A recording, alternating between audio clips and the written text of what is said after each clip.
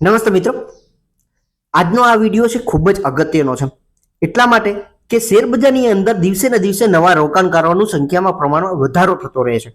પણ આ જે શેર બજારની અંદર જેટલા રોકાણકારો નવા આવે છે એના માટે પોર્ટફોલિયો બનાવવા માટે કે નવો પોર્ટફોલિયો બનાવતી વખતે કયા એવા સ્ટેપ છે કે જેને એને ધ્યાનમાં રાખવા જોઈએ. કે પોર્ટફોલિયોની અંદર વાત કરો તો ઘણા પોર્ટફોલિયો એમ કે ગોલ્ડ કોમોડિટીના પોર્ટફોલિયોની વાત નથી થવાની, પણ એક શેર બજારના સ્ટોક્સની ખરીદી કર્યા પછી તમારા પોર્ટફોલિયોના હેલ્થ વિશે સ્ટેપ વાઇઝ આપણે વાત કરવાની છે.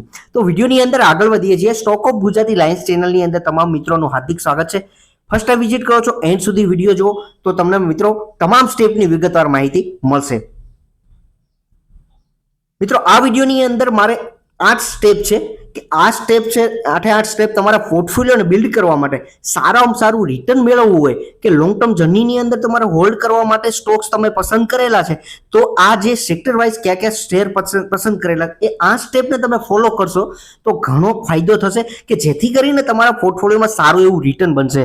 કે એના માટે 8 સ્ટેપ તમે શાંતિથી સાંભળજો અને એ સુધી વિડીયો જો. હવે વિડીયોમાં આગળ વધીએ એમાંનો પહેલો સ્ટેપ છે કે કેટલા શેર છે એ તમારા પોર્ટફોલિયોની અંદર રાખી શકાય કે પોર્ટફોલિયોની અંદર કેટલા શેરની સંખ્યામાં રાખી શકાય. હવે આ બહુ જ અગત્યની વસ્તુ છે કે તમારા પોર્ટફોલિયોની અંદર ઘણી વ્યક્તિ 8 શેર પણ રાખતી હોય, 1 શેર પણ રાખતી હોય અને 30 શેર પણ રાખતી હોય. ખાસ આ વસ્તુ બહુ અગત્યની છે કે જ્યારે બાસ્કેટની અંદર તમારા પોર્ટફોલિયોની અંદર એક જ શેર જો તમે હોલ્ડ કરી રાખશો તો ફૂલ રિસ્કી તમારો પોર્ટફોલિયો બની જાય છે કે જે ગમે તે કંપની તમે પસંદ કરેલી હશે પણ શેર માર્કેટની અંદર કોઈ પણ પ્રકારની ગેરંટી હોતી નથી કે તમારો જે પસંદ કરેલો શેર છે એ તમને લોંગ ટર્મ જર્નીની અંદર રિટર્ન આપે જ.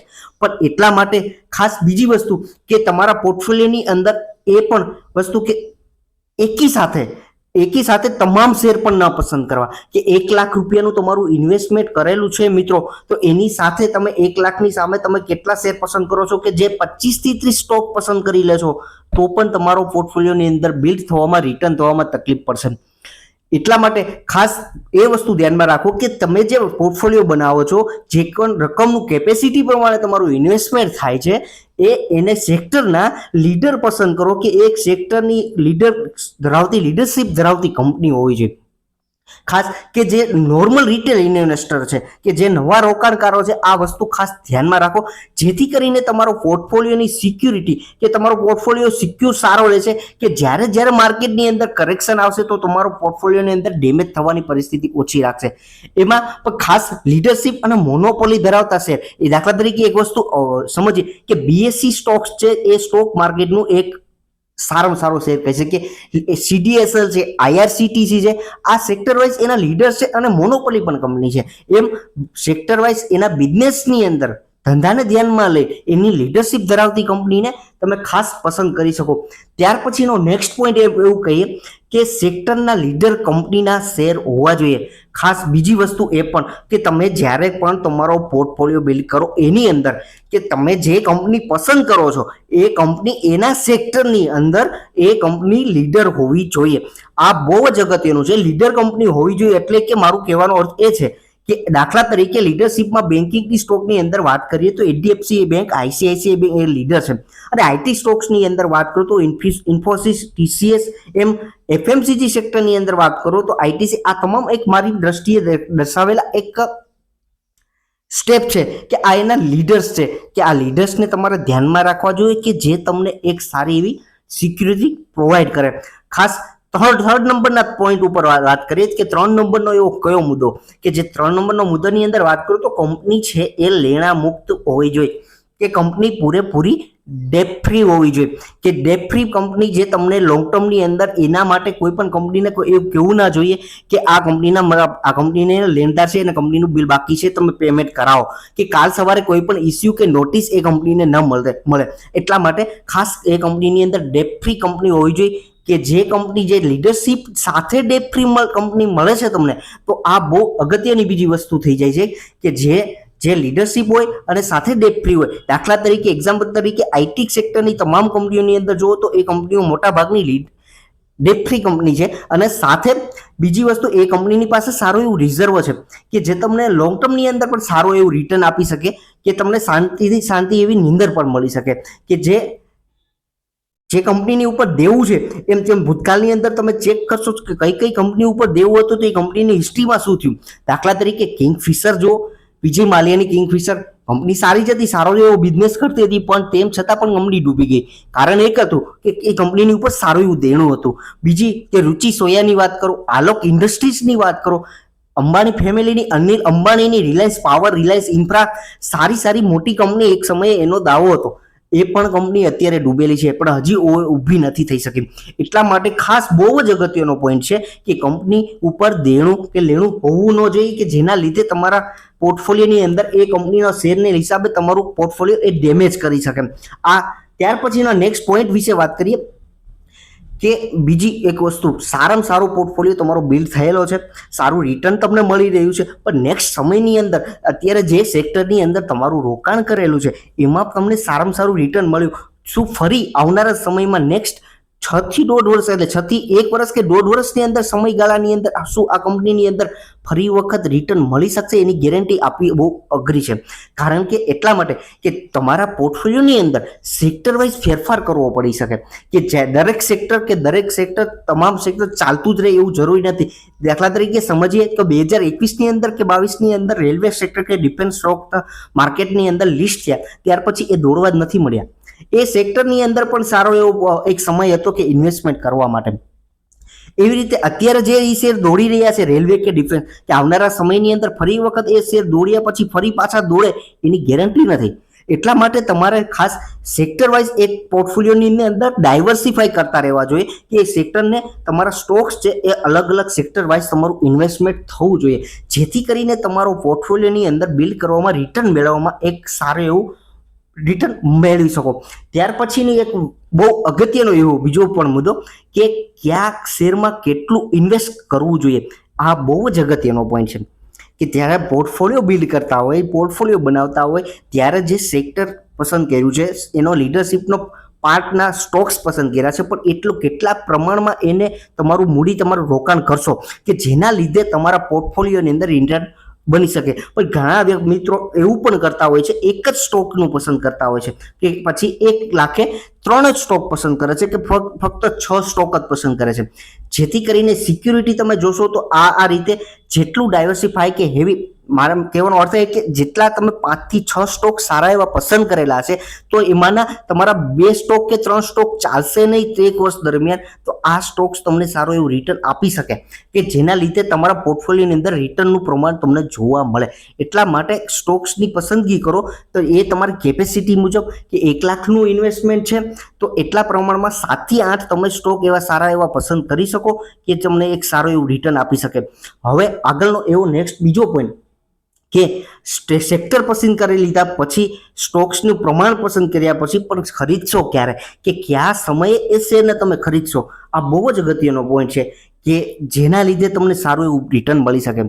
કે આજથી 2021ની અંદર સારી એવી આઈટી સેક્ટરમાં કેમિકલ સ્ટોક્સમાં રેલી આવી હતી ત્યારે પણ સારા એવા શેરની અંદર રિટર્ન બન્યું હતું, પણ એ જે શેરની અંદર રોકાણ કરેલું હતું તે 2021ની અંદર જો તમે અહીંયા રિટર્ન કરેલું છે તો હજુ પણ તમે એના ટોપ હાઈ ઉપર હજુ પહોંચેલા નહીં હોય કે જ્યારે તમે રિટર્ન કરો.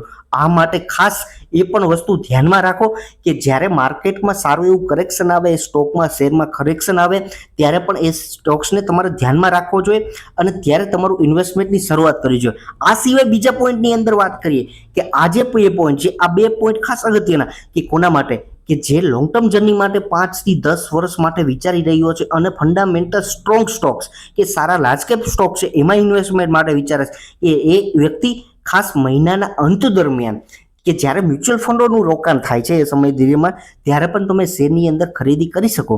અને બીજી વસ્તુ એ કે જ્યારે એ શેરની અંદર 5 થી 10% કરેક્શન પણ જોવા મળે તમને ત્યારે પણ એક તક જો સમજી તમારે એમાં ઇન્વેસ્ટમેન્ટ કરવું જોઈએ.